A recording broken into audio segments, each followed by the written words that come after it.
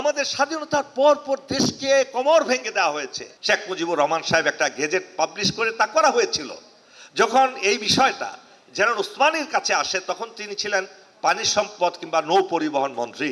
তিনি শেখ মুজিবুর রহমানকে প্রথমে ফোন করেন যে আপনি এটা উইথড্র করেন, না হলে আমি পদত্যাগ করব। পদত্যাগপত্র নিয়ে গিয়েছেন শেখ মুজিবুর রহমানের সামনে এবং দিয়েছেন যে আপনি যদি এই মুহূর্তে এই প্রজ্ঞাপন বাতিল না করেন আমার রেজিগনেশন গ্রহণ করেন। যদি আমাদের প্রবাসী সরকার না থাকে তাহলে আমরা যুদ্ধ করে যদি হেরে যাই কিংবা ধরা পড়ি আমাদেরকে সবাইকে বিদ্রোহী হিসেবে হত্যা করা হবে। আজকে এই সেনাবাহিনী যে সেনাবাহিনী আমরা পেয়েছিলাম সেই 15ই ফেব্রুয়ারি 1978 সালে 1948 সালে, সেই সেনাবাহিনী এই দেশকে গড়ে তুলেছে, এই দেশকে স্বাধীনতা এনে দিয়েছে নেতৃত্ব দিয়ে।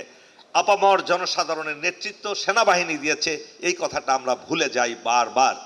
সেনাবাহিনীকে আমরা প্রশ্নের সম্মুখীন করি, হতে পারে কিছু ভুল থাকতে পারে, কিন্তু এই সেনাবাহিনীকে টার্গেট করে, সামরিক বাহিনীকে টার্গেট করে যখন কিছু বলা হয় ধরে নিতে হবে যে এই দেশের বিরুদ্ধে এক বিশাল ষড়যন্ত্র চলছে। জেনারেল ওসমানী কিন্তু এগুলো সহ্য করতে পারতেন না। জেনারেল ওসমানীর ছোট্ট একটা ঘটনা, 1972 সালে সকল ক্যাডেট কলেজকে বিলুপ্ত করে দিয়ে এটাকে তারা সাধারণ কলেজ করে রূপান্তরিত করে ফেলেছিলেন।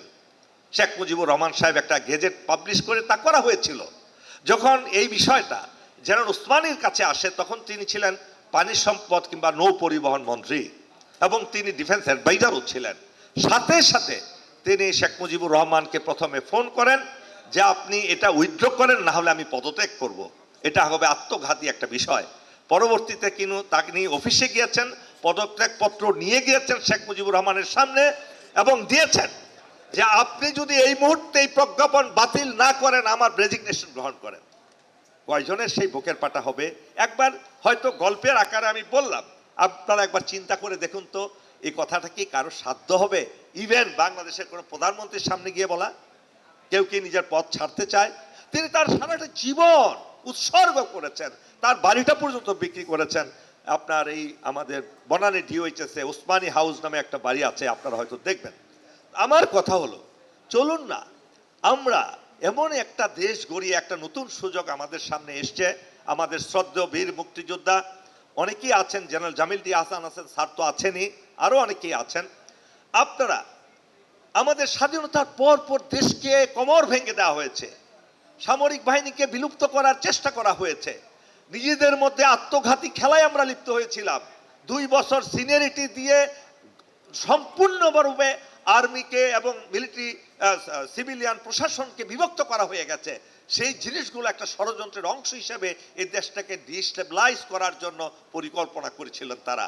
আমরা যদি আমাদের প্রতিবেশী দেশের সেই ষড়যন্ত্র উপলব্ধি করতে না পারি, ইভেন আমাদের রাওয়াও তাদের ষড়যন্ত্রের বাইরে নয়, এটা বুঝতে হবে। আমাদের ঐক্যবদ্ধ জাতি, এত সুন্দর ক্লাসিক নেশন পৃথিবীতে দ্বিতীয় একটা নেই। সেই ক্লাসিক নেশনটা কি? আমাদের সকলের ভাষা এক, আমাদের 93% লোকের ধর্ম এক, এবং সেই ধর্মের মধ্যে কোনো বিভক্তি নাই, শিয়া সুন্নি ইত্যাদি ইত্যাদি বিভক্তি নাই, এবং আমাদের কালচার এক, আমাদের সব কিছু এক, কিন্তু আমরা সেরকম ঐক্যবদ্ধ হতে পারিনি। বহু জাতিতে বিভক্ত ইন্ডিয়ার মতো ঐক্যবদ্ধ হতে পারিনি।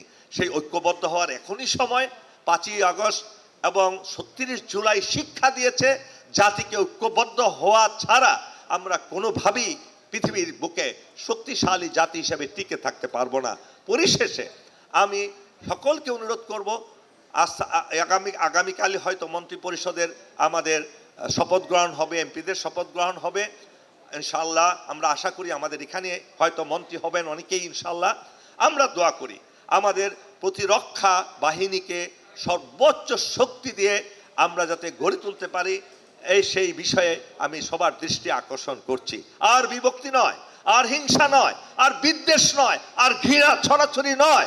আমরা ঐক্যবদ্ধ থাকবো জাতি হিসেবে, আমরা ঐক্যবদ্ধ থাকবো একটি দেশ হিসাবে। আমাদের দেশকে আমরা ভালোবাসবো জীবনের চেয়ে বেশি। আমরা দেশকে ভালোবাসবো সব দলের ঊর্ধ্বে উঠে। যতক্ষণ পর্যন্ত আমরা সেটা না করতে পারবো আমরা কখনো ইনশাআল্লাহ এই জাতি আর আগে এগিয়ে যেতে পারবে না।